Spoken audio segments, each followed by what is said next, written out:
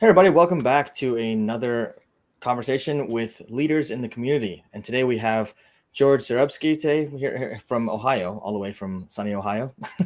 uh, George, welcome. Thank you so much for joining us today. And I'm excited to talk about what you're doing today with your incubator and the work you're doing up there for small businesses.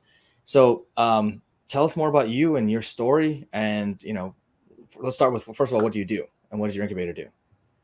Awesome. Thanks, Drew. Glad to be here. Sorry, I'm running a little late, man, but happy to be part of the show. Thank you so much for having me.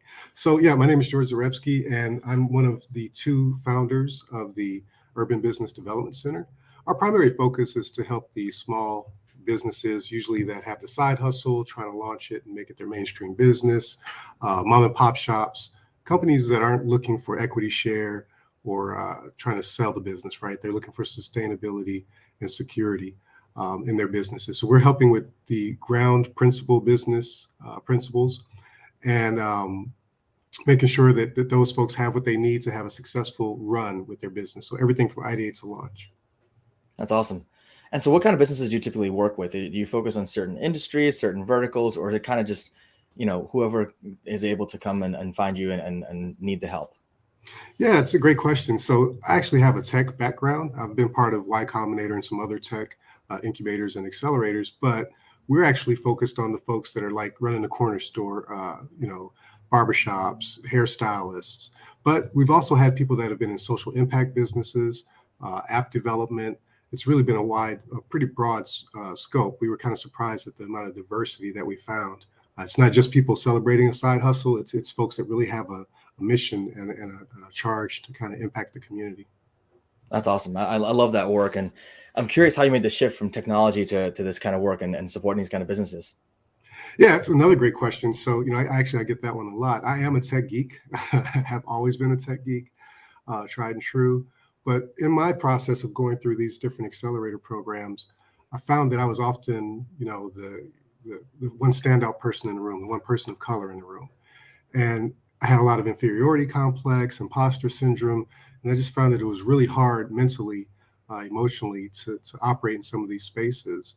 And so I realized that there was a need in this community in Columbus for someone to fill that gap as well, to kind of help folks learn in a comfortable, culturally competent environment what some of these acronyms mean, what some of this terminology is, and really just how to move around in the business startup space.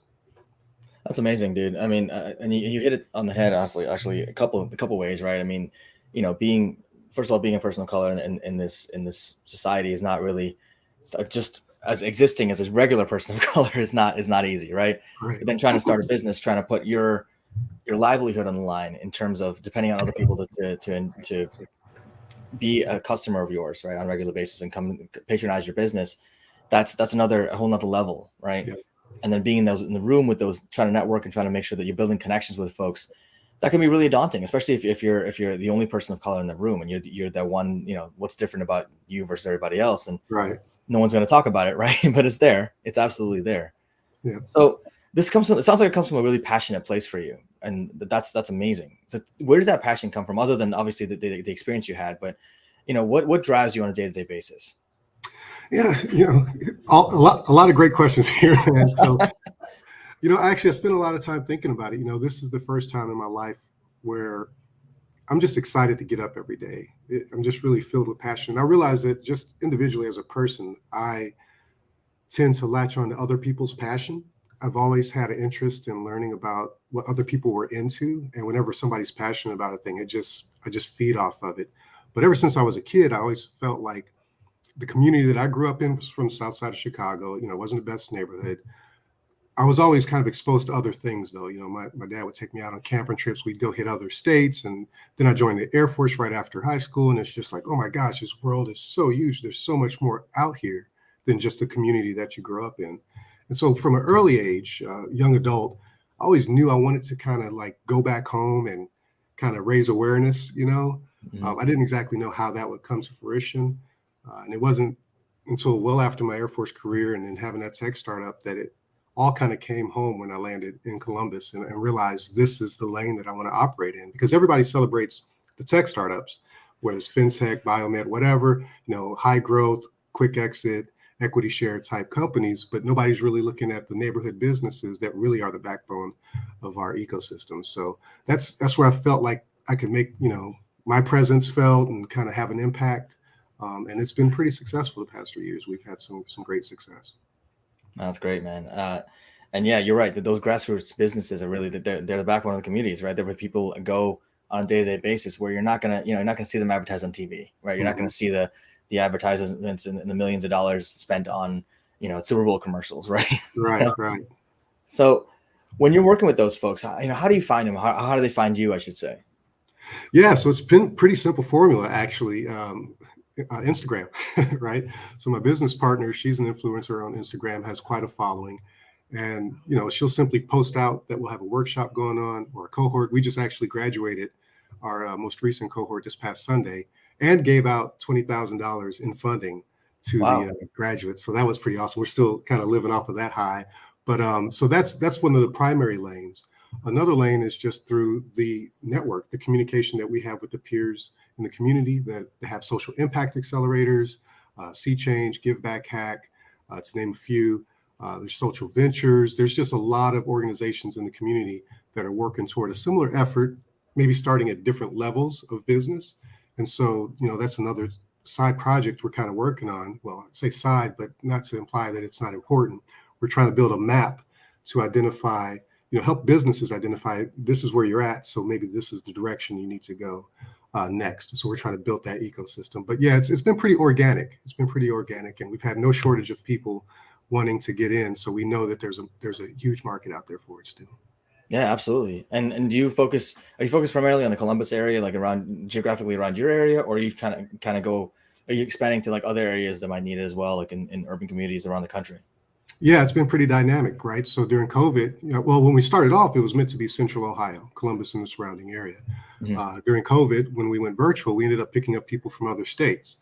But for this last cohort, we were still relatively local to Columbus. We had some folks from out in Dayton, things like that.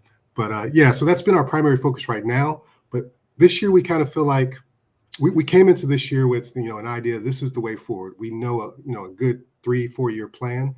And part of that plan is to start to branch out to other communities where we've talked with people that are doing similar work, and we want to combine our efforts and help those communities with this engagement and funding as well. That's phenomenal, dude. So what kinds of connections do are valuable to you? Like what for folks out there who want to get involved and really want to reach out and support you and support the organizations and small businesses, mom and pop shops that you support, how can folks get involved with you? Yeah, so right out the gate, my partner and I, we can't do it all, right? And we're not subject matter experts on everything, right? So we heavily depend on professionals in the community. When we're doing our program, depending on what module we're in, we always bring in a professional from the community to help facilitate that. Either they facilitate it on their own, or we'll tag team with them. So we always need a list of folks that we can call on to help engage with our cohort about finance, tax, business law, all these different things that are just the foundation of any business, really, right? Mm-hmm. So we need those folks to volunteer their time and energy with our cohort. We need peer support for donation in kind from different service providers. Let's say somebody needs a website, we can use support if somebody has the ability to offer that as a donation in kind. Funding, it's really no limit to anybody that's passionate about helping the small business entrepreneur. We can find a place to get them connected. There's really no limit there. Nice, man. That's great. So what's next for you guys? What's the next level up for you guys as you're going to expand in 2022 and 2023? Yeah, so again, right now we're coming off the high of this past cohort and getting these guys engaged, but it's not done now, right? So when we finish with the cohort, it doesn't end there. The engagement doesn't end. So the next steps for this most recent cohort and our alumni is we're now going to start introducing some VR, XR, AR, so those augmented reality, extended reality, virtual reality type components, Web 3.0 stuff, right? I'm actually going back into my tech bag here. And we're going to start introducing some new concepts and environments to the folks that we've been working with. And of course, we're going to be planning out for our fall accelerator as well, which we hope to actually have part of that tech component be embedded into that program. And then again, as we're going forward, we're looking to expand out. We want to get into a new facility. with a bit more space, where we can have like we have a studio space here. We want to be able to have studio space and kind of like an incubator space going at the same time in the same location, so that we can just have folks that, you know, are like-minded, working around each other and sharing that passion, that resource, and that energy. Cool, man. So as a business owner yourself, right? I mean, this is obviously a business for you, you know, as a business owner, what was your biggest challenge coming out of this? And when you started this up from the ground, because a lot of my viewers are business owners themselves. So I always like to share some lessons learned and things that they can take away from this. So as a business owner yourself, what were some of the biggest challenges you faced? Yeah, well, you know, you would think the automatic answer is COVID, right? Actually, that wasn't our biggest challenge. You know, going into this, my partner and I, we knew this wasn't a good business model, so to speak. And what I mean is, we're not dealing with companies that are going to get millions of dollars of equity up front, right? We're dealing with folks that may be making 25, 30,000 a year off their business. And if we can scale them to 100, 125, that's a great success, right? But we're not taking equity share. We're actually providing the curriculum and education for free to the businesses. And then we're reaching out to government entities and other financiers to help fund the scale of their business. So we knew that wasn't a great business model out the gate. So we had to figure out how we could support that model, because that's what we wanted to do. That's why we exist. And that was the hard part, figuring out how we can make enough money to be able to pull this off, but we can still pay our bills and work on this full time. So that was the biggest challenge. We think we cracked that nut now, though. How many times did it take you to crack that nut? Well, you know, bring COVID back into it. It was really an opportunity for us to kind of slow down, see where things were going, learn from the past. We had been in business for 3 months at the time, learn from that engagement we had with those businesses, and start to just really talk with people in the community. So we made some strong connections with some nonprofits in the area, which we ended up being able to do consulting and getting some contracts with those folks. And so there was that stage of getting people to know they can trust us and depend on us, and that we were sincere, right? And that we had services that we could provide. So we built those relationships and built ourselves a funnel of work that we can have to keep going, right? That would sustain our education piece. And then from the studio side, the second iteration was changing it from a classroom shared workspace into a full-on audiovisual studio, right? Mm-hmm. So now that supports the facility, and the studio sustains the facility itself, and that's its own lane. And then that allows us to focus all of our efforts on the consulting piece, where we build that curriculum and provide it for other organizations. And then from the profits we make from that, we put back into the businesses that we're trying to serve through our university piece. That's great. That's a really, I mean, it sounds complex when you describe it, but it works really well. It sounds it's three prongs, right? But it definitely, you know, depending on the audience, it can be a little like, wait, what? Well, you have to hit pause and rewind and play that back one more time to hear it. But that's cool. I mean, that's that ability to pivot and kind of like take that time back and look at COVID as an opportunity as opposed to the sky is falling, right? Mm-hmm. I think that's also a lesson learned. People can look at it and say, look, that there's going to be situations where things don't go your way, right? And you can handle it in multiple ways. One is just freeze and then like, oh, I'm afraid I'm not going to do anything at all, and just let your business kind of crumble over time. Or do what you guys did, which is just say, look, it was an opportunity to take a step back and look at things and how can we pivot? How can we use this, you know, as some time to really beef this up in a way it's still serving our audience, and, you know, can be better serving them, right? Yeah. And, you know, I'd be remiss if I didn't, again, give a shout out just to the community in general. We've had a ton of support. We definitely wouldn't have been able to do this by ourselves. And my partner, Lolo Smith, right? Like, if it wasn't for her having my back and, you know, that relationship we have, we definitely wouldn't be here today. So it's definitely a team effort all the way around. Yeah. I mean, it's extremely important to have good people around you, for sure. That will make or break your success. Yeah. So I always wrap up with a couple questions, 2 questions that I like to ask folks. One is more of a less personal question, but it's like, what are some books, or maybe a book that's influenced you in your leadership and in your journey as you've gone through this? Yeah, you know, I always say I'm going to come up with a new book when I get this question, but it's really The Outliers, Malcolm Gladwell. Yep. And I think that one really resonates with me so much because it helps for anybody that's read it, you'll get it. For those that haven't, I think it really helps put things in perspective about how we learn and how society interacts with us. Part of the premise of the book is, if you're 10 years doing anything, that makes you a professional, a master at that thing. But when you talk about sports, depending on when a kid starts is really important. And the way our sports leagues are set up, it's all about the birthday. And so that timing, right, of when you're born, what month you're born in directly impacts the chance you have at being professional in whatever sport. Now, yes, that's about sports, but you can take that and you can apply it to a lot of different things. And I think it's just a great book to just kind of open one's mind to like the second and third order effects of things. So yeah. Yeah, no, that's phenomenal, man. And then we actually got a comment that I'll paste here. So let's see, hang on, let's see what we got. So Candria, thanks for tuning in, Candria. Missed the beginning from what I heard. I wish I could have known about your business during COVID. We had so many clients that needed to pivot. Sounds like you have an amazing organization. That's awesome. Thank you very much. Thanks for watching, Candria. Appreciate it, and thanks for the comment. And we're still doing the work, so connect with us.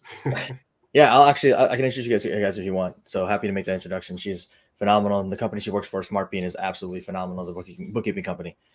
The other thing I was going to ask you that I always ask is, who's a person or a couple of folks who have been influential in your life and kind of, have inspired you or helped you along the way? I know you mentioned your partner, Lola.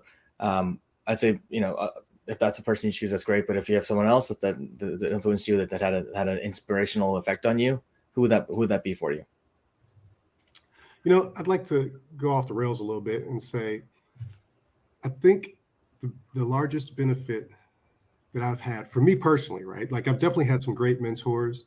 I've had people that have been in my corner and help support and help me get to, each successive next level. But really, I feel like it's a matter of just showing up. Sometimes you just have to be present. You have to put yourself in the spaces that you want to operate and move in. And sometimes the community itself can be the greatest motivator. When you're around people that really want to hear what you're talking about, like they really want to hear what you're talking about, it drags more out of you. And the more you talk about it, the more you think about it, the more you can grow that idea into something that's really meaningful. And now you've got a network of people that also have been listening to you talk about it, giving you feedback, right? And, pros and cons, devil's advocate, that kind of stuff. So I really want to say, without, slighting any of the great mentors I've had, it's really the community as a whole here, especially in Central Ohio. It's been an amazing entrepreneurial ecosystem. They as a whole have really helped me help us get to where we're at. I love that answer because it is about the community, right? You're building it for them, and they're their inspiration for you doing that. So that's I think that's a great answer. I don't think it's too far off the rails. Actually, I think it makes sense. So awesome, George. Any closing thoughts you want to leave folks with as we're wrapping up here? Show up, be present. For any entrepreneurs or aspiring entrepreneurs that really want to make a go of the side hustle, or they've got an idea they really want to take to the next level, you've got to talk about it. You've got to talk about it. Culturally speaking, people of color really want to hold things close to our chest. We're taught at a young age, don't advertise, right? Yeah. Somebody else will steal it. Somebody else will take it. And that's a hard thing to overcome. That's a hard mental barrier to get past. So I would just suggest, just try it. Even if somebody steals the idea, if they didn't come up with it, they're not going to have the same passion and background of thought that got them to that point as you. So if somebody steals your idea, look at that as market validation, right? And just keep pushing and do it your way. And chances are you're probably going to succeed. People invest in people, not an idea. So just keep that in mind. No, that's great advice. And you're absolutely right. When someone does steal your idea, they don't have the passion behind it. So when you iterate on that idea, they won't know how to iterate on that the same way. Right. Absolutely. So yeah. Cool. But George, thanks so much, man. I really appreciate you taking time to come out and be here for the interview today and share your perspectives on things and share what you're doing. It's phenomenal work. It needs to be done. For those of you who want to reach out to George, we'll put his contact information in the description below, and you guys can reach out to him, find out more about the work he's doing and just Central Ohio, how much he's supporting that community. I appreciate your dedication to the community and your passion, man. It comes across in the way you talk. So thank you for the work you're doing. Thank you for all the effort and the passion behind it. And thanks to Lola, your partner, for helping you out with that. So keep doing the good work and let me know how I can help. And awesome. Thanks a lot, man. Absolutely. You're welcome, Drew. And thank you for the work that you're doing as well in the community and for your service and for taking the time with me today. I really appreciate it. Thank you. My pleasure.